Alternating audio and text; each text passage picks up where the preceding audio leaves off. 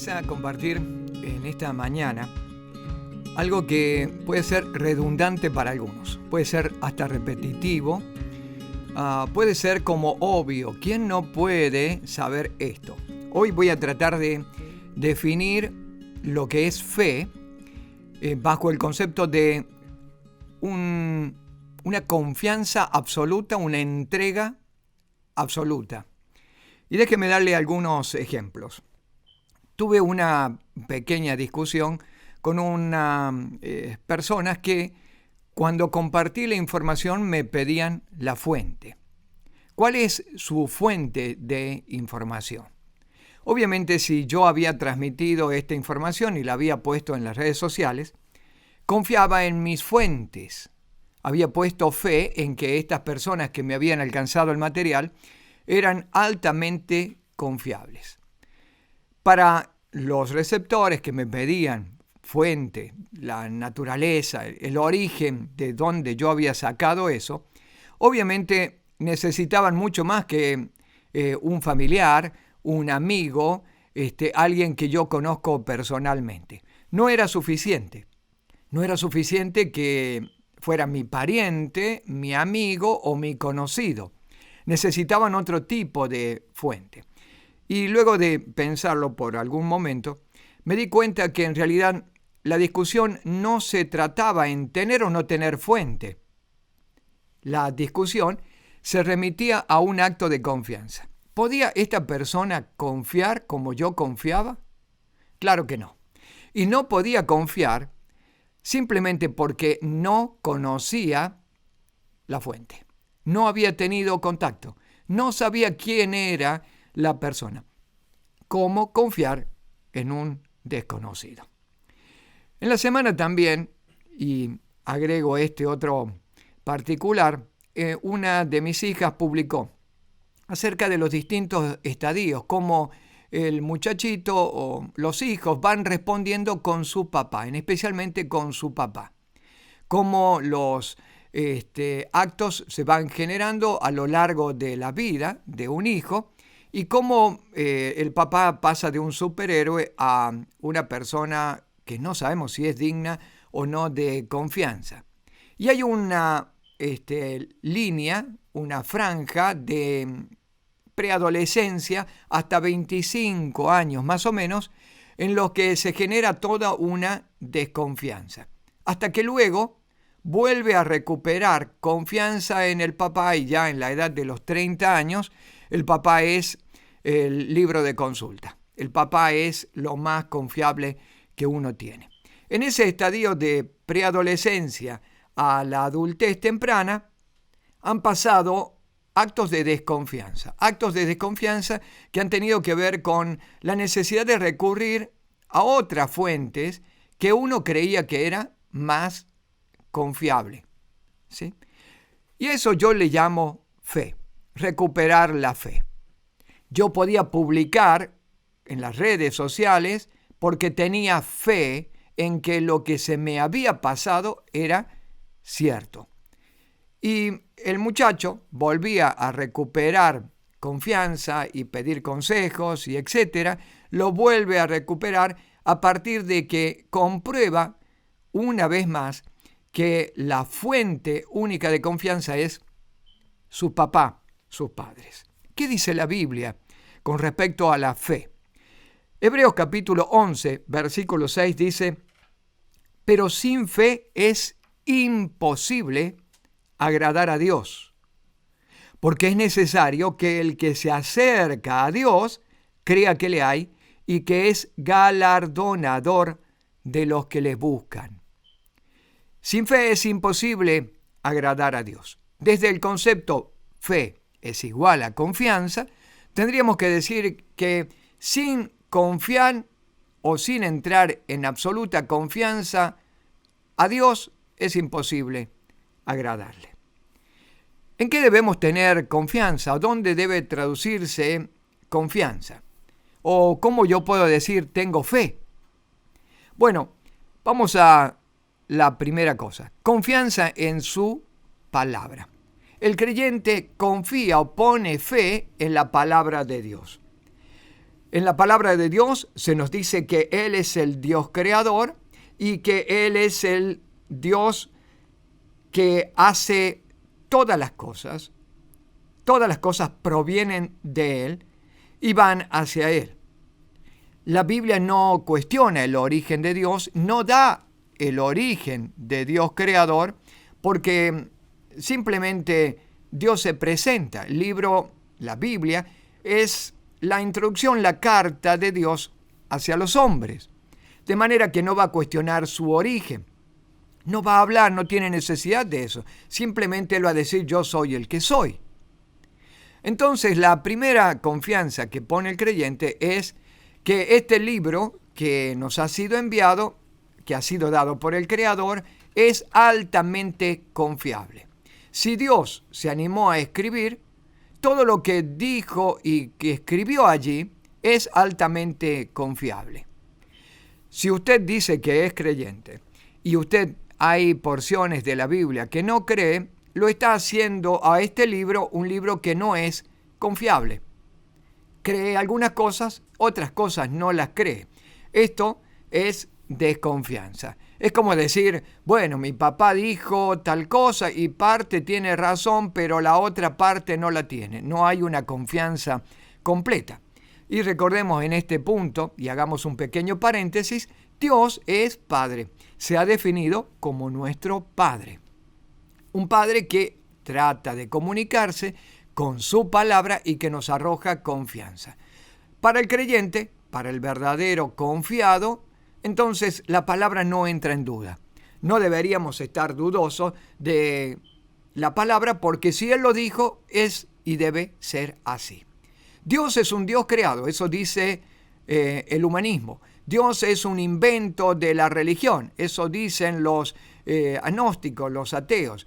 Dios es un acto de imaginación ante la debilidad humana, argumentan otros. Bueno, puede creer todo eso, pero el creyente cree que Dios no es un ser creado, Dios es el creador. Confianza en la palabra, confianza en que Dios tiene el control. En la Biblia, en su palabra, nos habla de un Dios que maneja todo y que tiene todo bajo su control.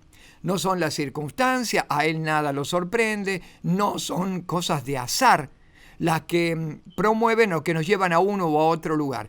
Todo se encamina a un solo y único propósito, y es el propósito controlado, dispuesto ya por este Dios de la palabra.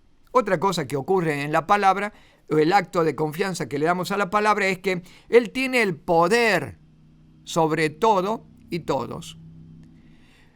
He visto creyentes entrar en pánico, en miedo, en terror ante distintas circunstancias. No solamente hablan de miedo, estamos hablando de desconfianza. Desconfianza ante un Dios que dijo que tiene todas las cosas en control. Es como decirle, bueno, papá, vos decís que lo tenés todo bajo control, pero, no sé, mira, acá me parece que, o qué haría con esto, o qué hago con lo otro. Y también la Biblia nos enseña que Dios es el que pone límites. Dios es el que dice es hasta aquí. Dios es el que regula las acciones, las humanas y las espirituales. Y allí puede incluir también al enemigo de nuestras almas, al diablo, a Satanás. Vuelvo y trato de cerrar este punto. Cuando uno dice que es creyente, tiene que confiar en lo que está escrito. Y lo que está escrito no se mueve, es inmutable. ¿Por qué? Porque Dios no tuvo necesidad de comunicarse con el hombre y tratar de comunicar algún aspecto que no sea verdad. Para eso se hubiera quedado silencio detrás de bambalinas. No hubiera dicho nada y todo dejaría que corra a la imaginación o al criterio humano. Él se ha definido y ha definido cosas. Él es el creador, todas las cosas están bajo su control, Él tiene el poder de todo y todo lo maneja al límite. Segundo acto de confianza o fe, o cómo nos podemos creer cristianos con fe o con confianza. Confianza en su carácter. Mire, una relación personal con alguien nos brinda un conocimiento de la persona. Ese conocimiento se traduce en confianza. Cuanto yo más conozco de mi pareja, de mi amigo, de mi familia, etc., sé la capacidad o hasta dónde yo puedo brindar mis actos de confianza. Cuando yo conozco el carácter de mi Creador, entonces yo alimento mi confianza. La Escritura, de nuevo, nos enseña acerca de su carácter. Dios es un Dios justo. Es decir, no es parcial, Él es imparcial en todas las cosas. Él es justo. Cada uno va a recibir la paga. Él es santo. Esto quiere decir, Él vive en un lugar apartado donde no admite el mal, donde lo oscuro, lo negro, lo tenebroso, las tinieblas no tienen lugar. Él es un Dios recto. Él es un Dios amante. Él es un Dios protector. Él es un Dios bueno. Cuando usted va entrando en una relación con este papá, con este Padre Celestial, lo que va haciendo es ganando en conocimiento. Naturalmente, que si usted solamente se limita a alcanzar algún grado de conocimiento, relación o acercamiento a Dios una vez por semana y 40 minutos en el día, en ese día de la semana, poco y nada va a poder adquirir del carácter de Dios. Una relación nos muestra carácter y cuando yo estoy al lado de una persona, esa persona desnuda su carácter delante de mí y yo puedo confiar o no. Y puedo predecir también, porque el carácter me hace a mí entrar en una condición en la que puedo predecir actos. Esto va a pasar, esto va a suceder porque sé las respuestas, sé la manera de las reacciones que puede tomar la persona de acuerdo a su carácter. Tercer punto. Fe es confianza, pero también se traduce en sus promesas. Dios no solamente ha dicho lo que tiene que pasar, sino que nos ha prometido que va a pasar. No dijo, bueno, vamos a ver, digo que puede o pudiera ocurrir esto y aquello, pero quizás esto se modifique, se cambia. No. Dios tiene un plan, es un plan que va en línea recta, determinado, fijo y al blanco. Dios no dice, bueno, le he propuesto esto, muchachos, pero tal vez si hacen esto yo pueda ir por aquí o por allá. Dios es un Dios omnisciente y esto nos lleva a nosotros a poder ver a un Dios que ya sabe el final de todas las cosas. ¿Para qué nos daría esperanza o falsa esperanza si el final ya lo conoce? ¿Para qué nos diría que todo va a ir bien? Hace algunos años se lanzó esta famosa teoría a la que he atendido demasiado y en muchos escritos de el famoso lo mejor está por venir. ¿Sabe que una de las cosas que a mí me choca de eso es que justamente va en contra de las promesas de la palabra? Para este último tiempo de la gracia no está lo mejor por venir. En este tiempo de la gracia vienen los primeros dolores. Vienen hambre, pestilencia, terremoto, guerra, etc. Viene tribulación sobre los creyentes. Viene persecución, vienen arrestos. De manera que yo no puedo adherirme a esa doctrina de tranquilo, lo mejor está por venir, ya viene lo mejor, Dios te va a dar lo mejor. No es así.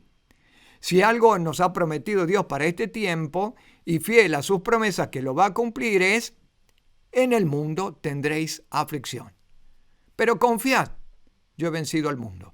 Es decir, gana confianza en mi persona, lo que esté pasando no importa, pero sé o sabe que lo que va a venir no es lo mejor.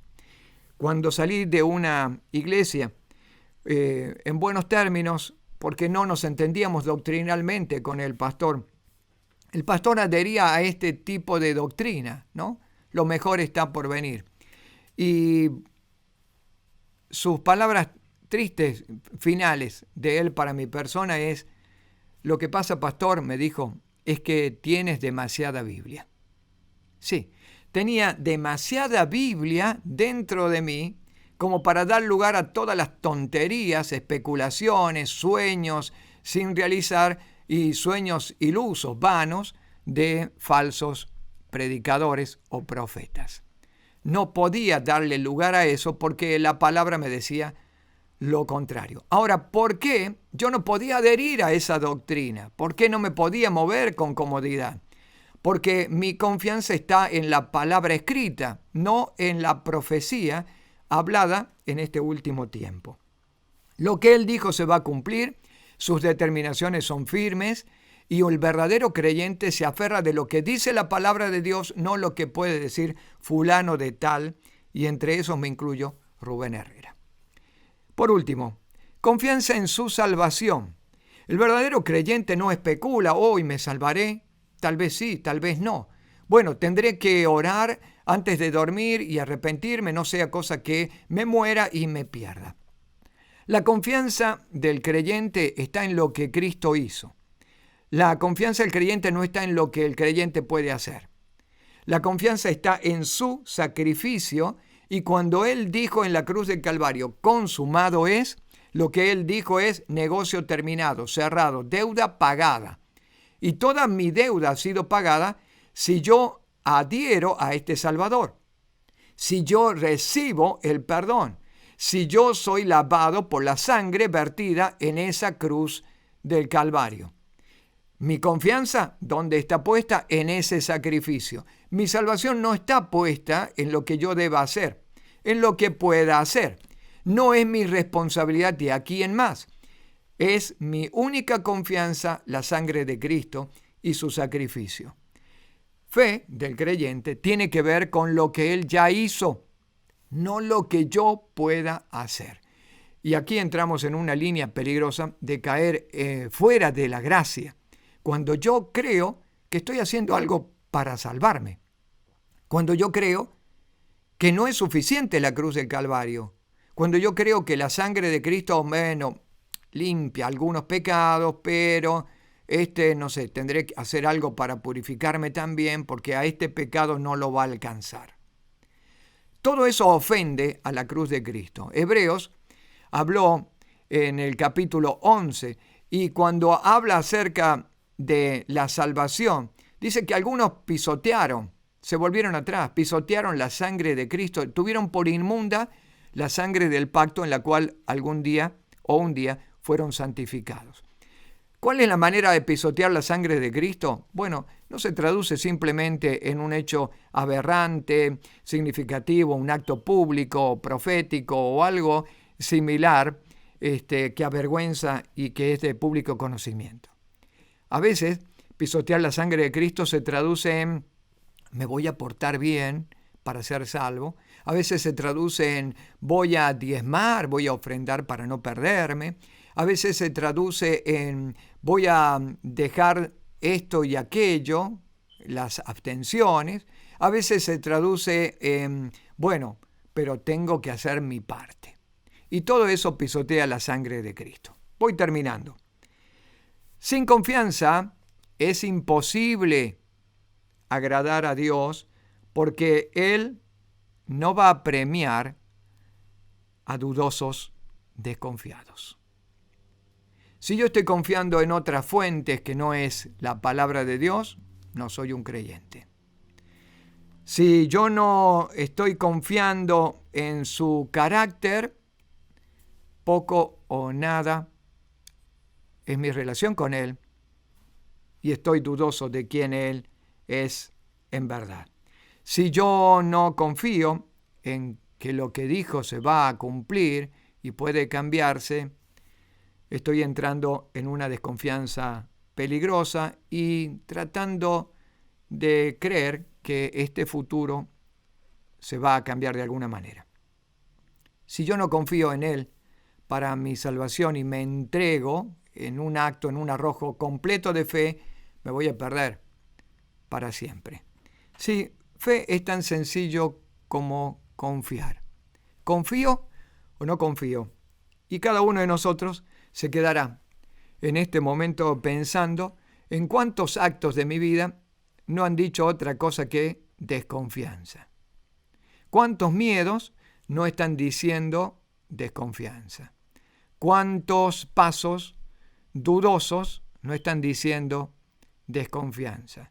Que no son otra cosa que un cachetazo avergonzante para un padre amoroso, bueno, justo, amante, que nos quiere dar lo mejor.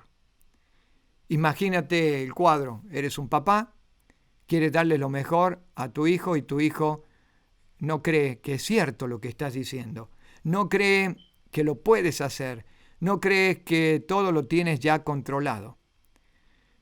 Eso mismo recibe nuestro Padre Celestial. Por eso es imposible agradarle.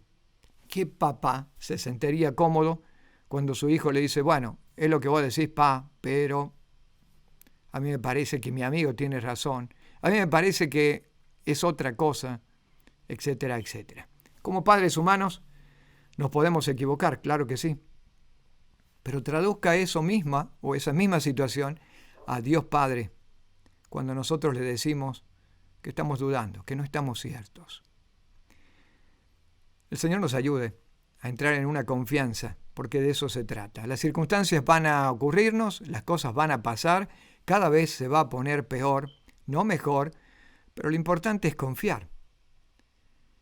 Y creo que allí está el punto, que mis miedos, mis temores, mi incertidumbre, mis nervios, todo me llevan a una sola conclusión.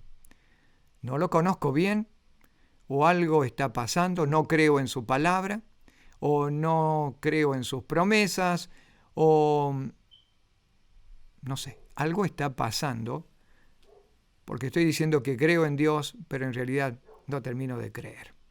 Que Dios nos ayude. Señor, esta mañana nos volvemos a ti, arrepentidos de desconfiar, arrepentidos de dudar, arrepentidos de haber puesto nuestra confianza en otras cosas, en otros, escuchar otras voces. Pero esta mañana decidimos que nuestra fuente de confianza más grande y absoluta, porque te conocemos, eres tú. Y si aún nos falta conocerte, en algunas áreas, ayúdanos a sentir cuidado y protección, bendición de parte tuya, hasta tanto nuestra relación crezca al lado tuyo y ganamos en confianza. Y como dijeron tus discípulos, aumenta nuestra confianza, aumenta nuestra fe. En el nombre de Jesús. Amén. Nos puedes seguir con las redes sociales, estamos en YouTube y estamos en Facebook. Danos un like allí, comparte con tus amistades. Bendiciones y hasta nuestra próxima oportunidad.